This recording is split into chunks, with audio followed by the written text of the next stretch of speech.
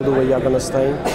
आज 5 फरवरी यौम यकजहती कश्मीर हम सब पाकिस्तानी अपने कश्मीरी बहनों और भाइयों के साथ हम मना रहे हैं, और इसका मनाने का मकसद ये है कि जो हमारे 2.5 साल से लॉकडाउन में है, हम लोग चंद माह का लॉकडाउन बर्दाश्त नहीं कर सके, तो वो इंसानियत की जो दरिंदगी की हद तक भारत पहुंच गया है कि एक जगह पर, जिस तरह के अभी एम्बेसडर साहब ने भी कहा कि हर 10 कश्मीरी के लिए उन्होंने एक भारतीय फ़ौजी डिप्लॉय किया हुआ है, जो कि इतनी डेंसली दुनिया में कहीं भी आर्मी डिप्लॉय नहीं की जाती।